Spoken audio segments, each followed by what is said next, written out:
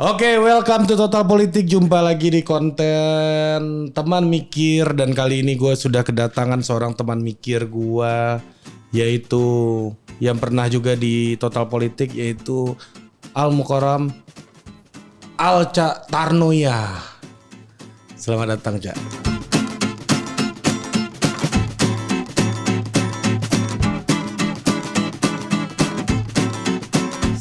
Selamat datang, terima kasih Ari. Itu mikrofonnya Anda deketin dikit. Siap.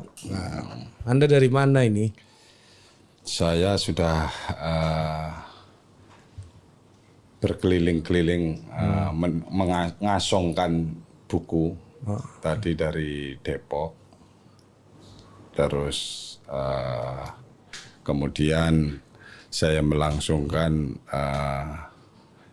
ke sini di tempat studio Total Politik. Oke, ini apa maksud dan tujuan untuk datang ke sini? Pertama saya akan, kebiasaan saya adalah ngasong, Menawarkan pengetahuan. buku, ya kan. Bukan menawarkan pengetahuan. Mendistribusikan pengetahuan gaya.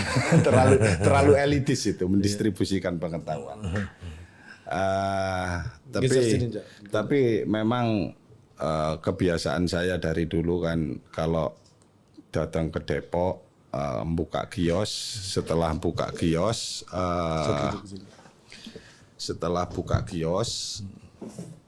kemudian saya memilih-milih buku-buku yang saya tentunya yang saya tentukan akan terus kemudian saya dengan motor saya datang ke departemen-departemen. Oke, ini departemen Total Politik Cak Tarno datang hari ini. Thank you Cak, udah berkunjung Cak ya. Oke, terima kasih. Ini apa gerangan buku yang hendak Cak Tarno tawarkan kepada masyarakat Total Politik hari ini?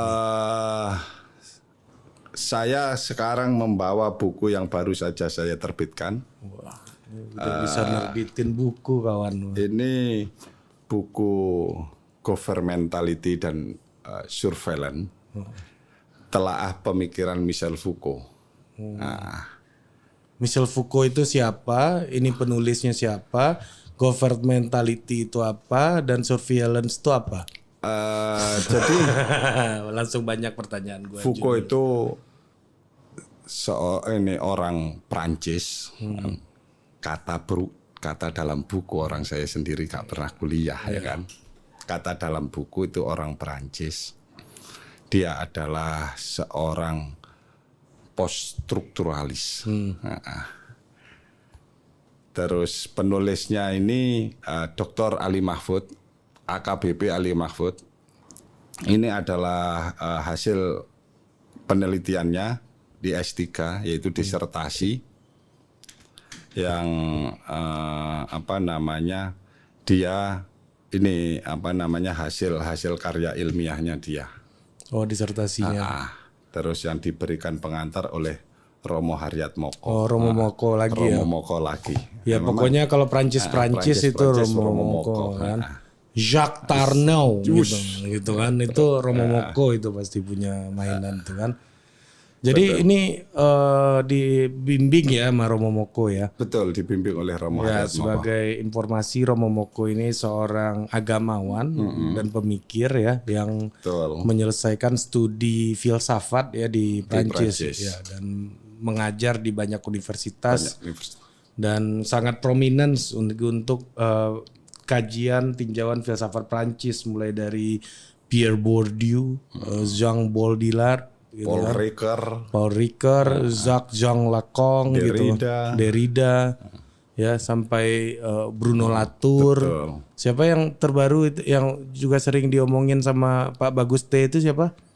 Alain Badiou. Wah, ya, dia. Nah, aku Alain Badiou malah belum tahu Prancis apa ini. Prancis ya itu ya. Banten. Baduy itu tapi kalau Banten. Badiou Prancis lah namanya aja Badiou, Alain Badiou gitu. Nah, apa inti dari buku ini, Cak? Nah, kalau yang saya kan sebenarnya ya pedagang ya. Karena saya kalau melihat buku itu, kalau masalah soal Bukan, Anda penerbitnya juga, nggak mungkin nggak tahu isinya kan? Saya penerbitnya, tapi ini kan kajiannya tentang penelitiannya itu tentang penanganan narkotika ya kan, pengendalian narkotika. Nih tentang pengendalian narkotika. Tapi yang menjadikan saya menarik buku ini, Ri. Ini kan pengendalian narkotika dalam relasi kuasa Michel Foucault. Nah, di mana buku tersebut, Governmentality dan Surveillance, dia bilang ini yang bikin menarik adalah bagaimana buku tersebut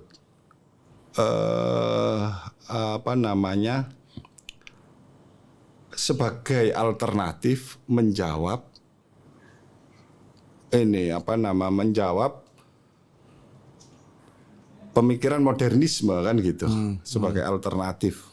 Ya kan pemerintahan modernisme. Governmentality itu kan salah satu karakteristik dari grand naratif. Iya, betul. Jadi menjawab pemerintahan modernisme. Ya, yang dimana terminologi modernisme kan kalau tidak salah kan rasionalitas. Yes. Terus habis itu keteraturan. Terus pendisiplinan. Ya. Disiplin dan panis. Dan yang dicapai adalah untuk mencapai kebebasan manusia kan gitu. Kebebasan. Nah, tetapi pada akhirnya kebebasan itu sendiri kan justru memenjara diri kita. Oke. Ya kan gitu. Memenjara diri kita ternyata nggak bebas. Dengan misalkan kecantikan tentang apa, akhirnya kita kok jadi nggak bebas aku setelah didisiplinkan bahwa orang cantik itu seperti ini kan. Jadi teratur. Nah, menarik dari buku tersebut. Jadi narkoba itu pendisiplinan berarti. Kalau harusnya orang boleh-boleh aja dong ke narkoba itu gimana maksudnya? Enggak. Kalau saya tidak dalam studi ini gitu. Tidak menjawab membolehkan atau ini itu bukan sebuah jawaban yang ini juga. Iya. Kan itu. Enggak dalam buku ini maksudnya. Kalau dalam buku ini aku yang lebih suka itu kan bagaimana buku ini bisa dipakai untuk melihat banyak hal sehingga mau dari misal disiplin ilmu pengetahuannya HI juga bisa dipakai. Misalkan orang ternyata pengedar narkotika dari transnasional nasional ya kan gitu. Otomatis itu kan bermasalah. Nah, bagaimana itu seperti itu? Nanti akhirnya diplomat juga akhirnya harus terlibat, ikut terlibat kan gitu. Oke. Ya kan itu artinya sesuatu yang nasional tetapi juga bisa internasional, juga bisa mengglobal. Karena apa?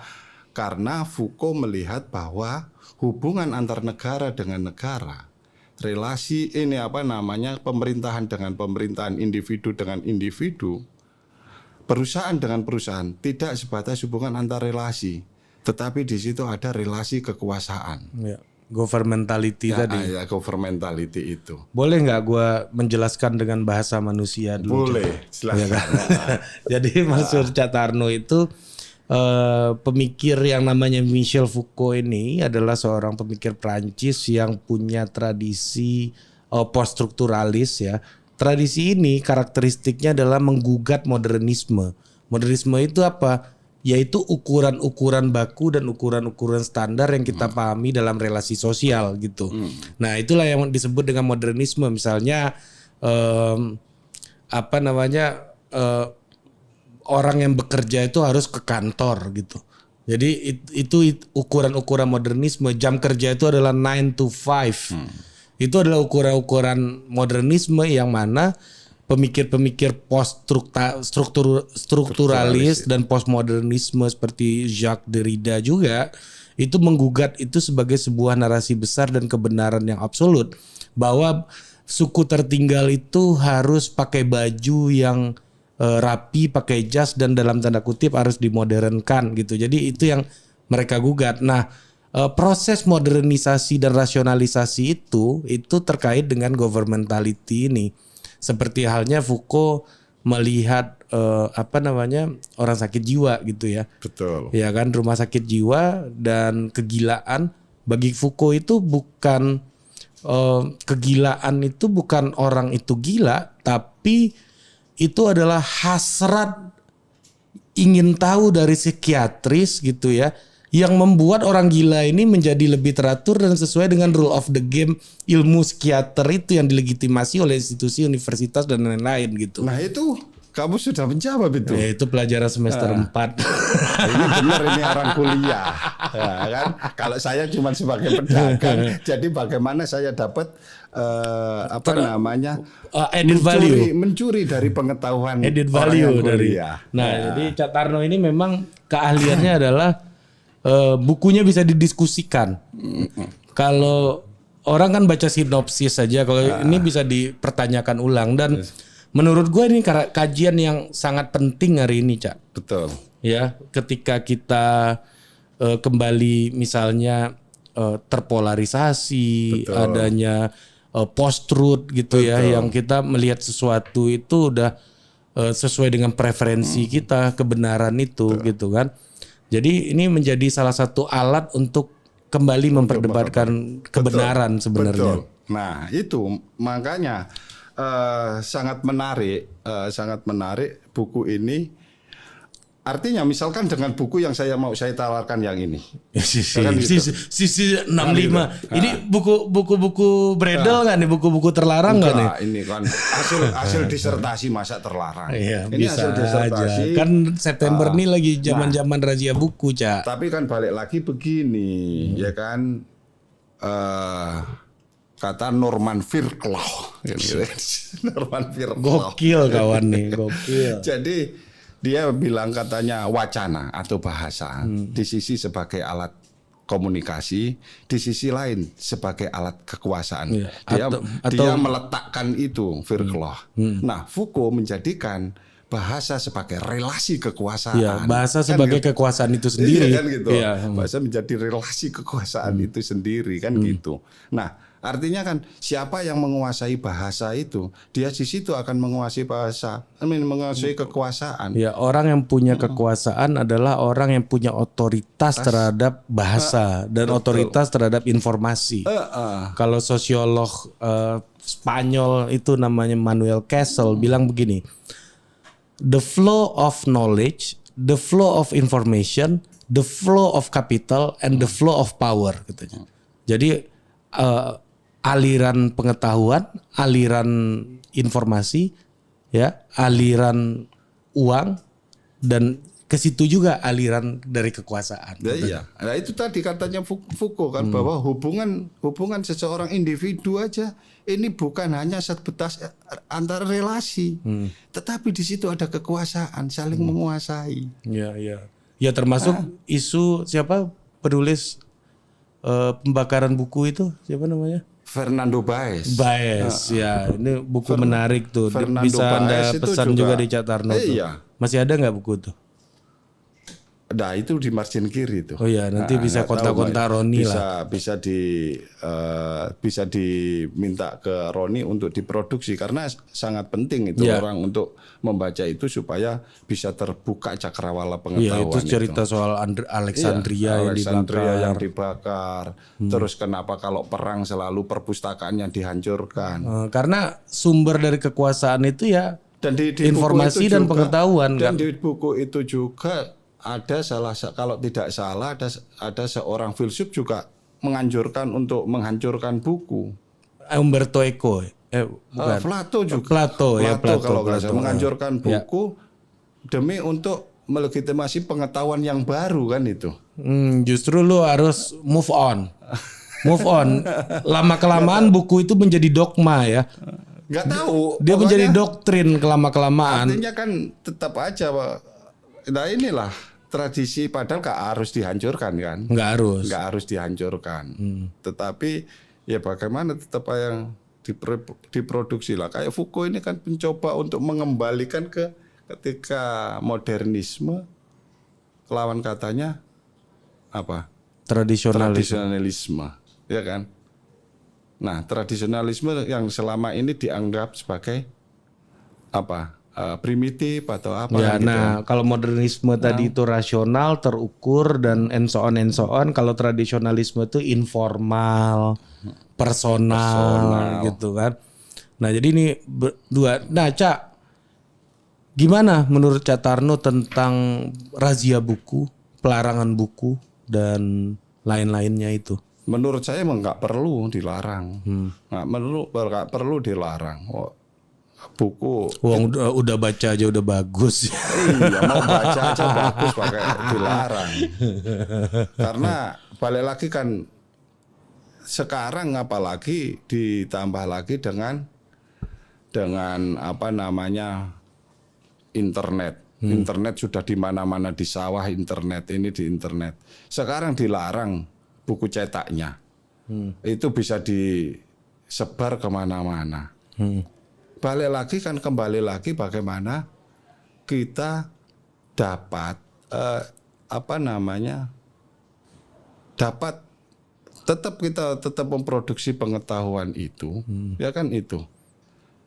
Tapi apa ya saya jadi bingung ini Li, mau nyampeinnya.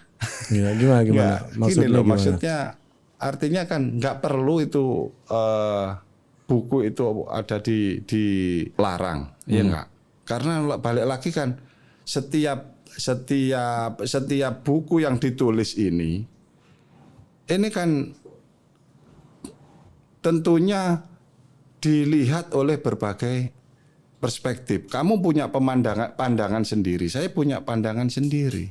Justru yang harus kita junjung tinggi itu adalah kamu nggak boleh menyalahkan cara saya menafsirkan dari buku tersebut, iya nggak?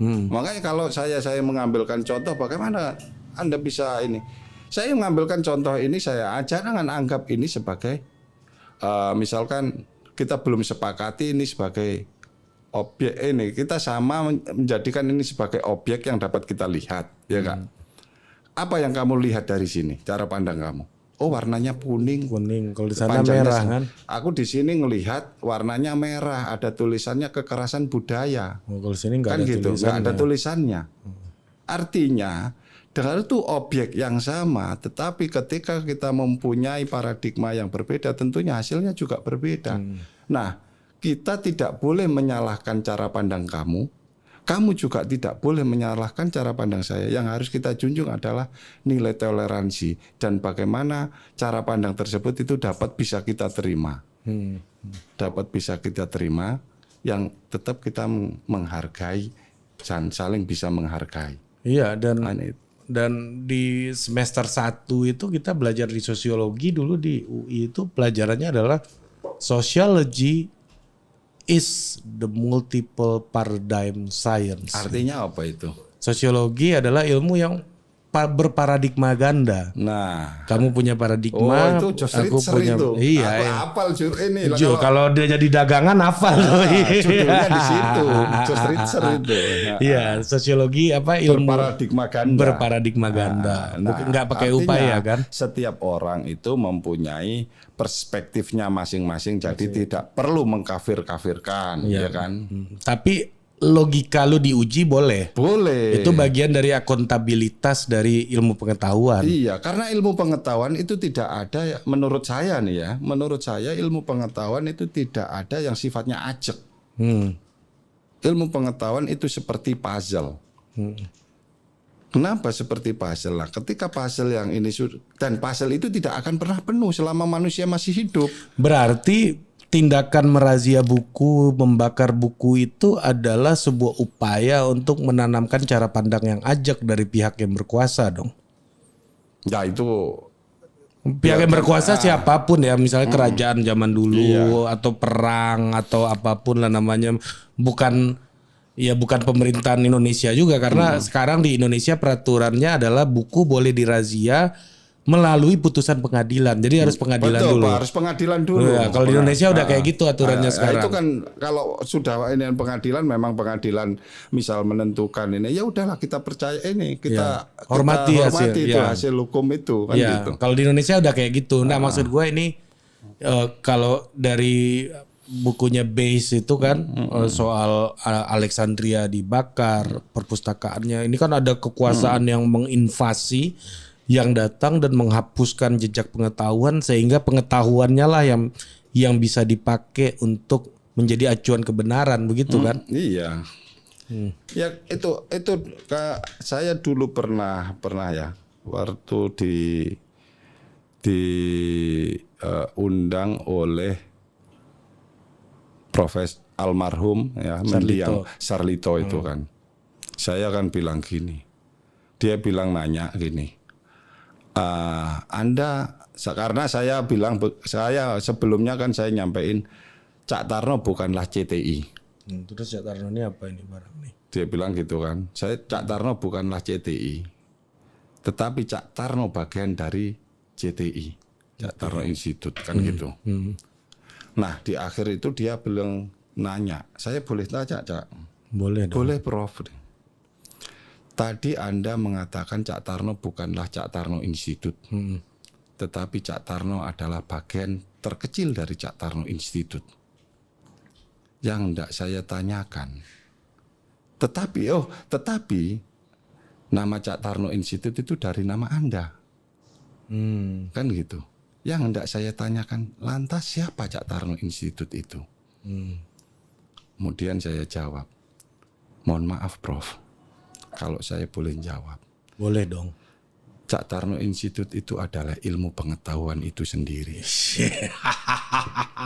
Gokil. Jadi saya bilang begitu. Kenapa? Karena Cak Tarno Institute itu adalah sebuah himpunan yang dimana berkumpulnya orang-orang yang haus atas ilmu pengetahuan. Walaupun hakikat ilmu pengetahuan tidak pernah kita dapatkan. Ya, kalau udah nggak haus lagi berarti Cak Tarno Institute udah nggak ada ya? Enggak gitu juga. Ya itu tadi pengetahuan. Iya, Cak Tarno Institute itu adalah pengetahuan. Saya ambil contoh sederhana Prof ya.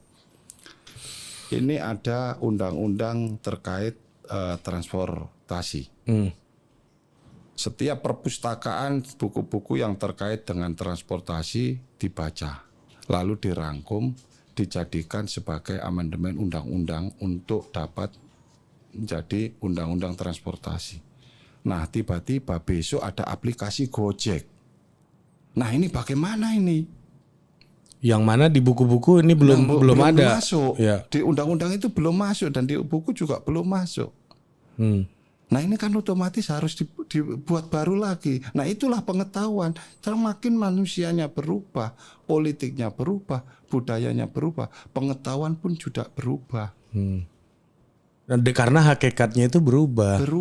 Ya itu makanya saya mengatakan bahwa pengetahuan itu seperti puzzle tapi nggak pernah penuh kecuali kalau manusianya sudah digulung semua baru tutup. Ya jangan ya semua juga tapi ya Karl Marx sudah meninggalnya kapan juga sampai hari ini masih ada reinterpretation on Mars gitu kan. Makanya kan pengetahuannya lah kalau pengetahuan itu di bredel, nah bagaimana kan gitu?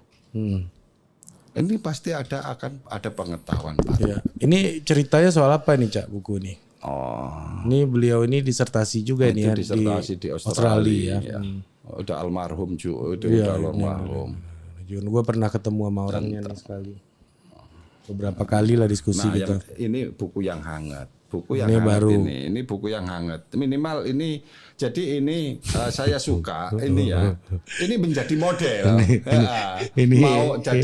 Mau culture studies ya kan, mau jadi paradigm culture studies, mau jadi ini sosiologi, kriminologi atau sosiologi juga bisa. Ini semua disiplin nih kayaknya nih buku nih. Hebat banget nih Pak polisi ini nulis ya. Dia dasar ini. Keren nih. Sebenarnya paling yang ini ya. Ini yang bahaya ini Romo Moko ini. Iya, tapi ini sangat relevan loh untuk menjawab persoalan hari ini itu soal order, soal misalnya yang baru-baru terjadi soal moral gitu misalnya. Ini ya, yang di sini nih. Nah, Pak kamu ini ya. Kamu yang baca bahasa Inggris aku nggak ngerti aku. Ya. Coba apa?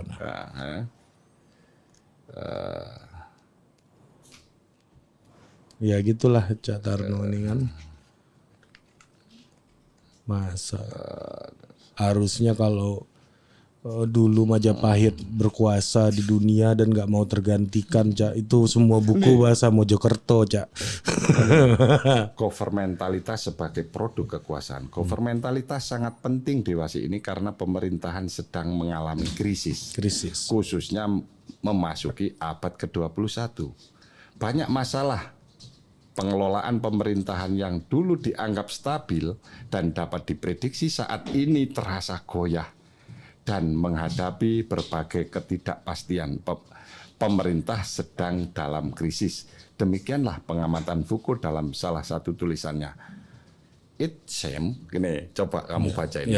Coba artinya apa itu? Ini menurut saya faktanya adalah baca bahasa Inggrisnya dong, cek enak. It seemed to me, in fact, that with the current economic crisis and the great opposition and conflicts that are developing between rich and poor countries. Jadi dia bilang bahwa krisis ekonomi sekarang dan itu menghasilkan konflik ya yang berujung kepada pembagian antara negara miskin dan negara kaya gitu. Itu kan wacana gitu. Ya kan? One can see a developing crisis of government. Jadi ada yang bisa dilihat bahwa pertumbuhan dari krisis pemerintahan juga ke krisis legitimasi gitu ya. By government, I mean the set of institution and practices from administration to education through which people's conduct is guided. This set of procedures, techniques, and methods that ensure that government of some people by other appears to me to be in crisis now. We are perhaps at the beginning of a great crisis of revelation of the problem of government. Jadi dengan berbagai macam perubahan sekarang, institusi-institusi pemerintahan pun, institusi-institusi negara mengalami krisis juga untuk menemukan yang dimaksud pemerintahan itu seperangkat institusi. Institusi. The set of institution. The set. Krisisnya pemerintahan beririsan dengan krisis ekonomi. Dan kemudian pemerintahan yang evaluasi. Betul, pemerintahan yang krisis ya itu membuat mereka tergolong kepada negara miskin. Sementara pemerintahan yang set of institution itu lebih established, itu mereka tergolong kepada negara-negara yang kaya gitu. Betul. Jadi narasi diskursusnya kayak begitu gitu. Ini HI nih ya. Oh, bisa HI. Iya, ini HI nih. Yang dasar kan ini. Iya kan karena memang esensinya dari poststrukturalis, postmodern dan lain-lain itu kan menggugat ilmu pengetahuan yang fakultatif gitu. Cocok nggak kalau aku milih naskah ini? Nggak cocok. Apalagi yang penting harganya cocok. Ini harganya 110 dijual 100. Dijual 100, harga 110, diskon 100.000 ya. Jadi 100.000. Langsung aja ke Instagram Cak Tarno ya, you can find the book and enjoy to read it.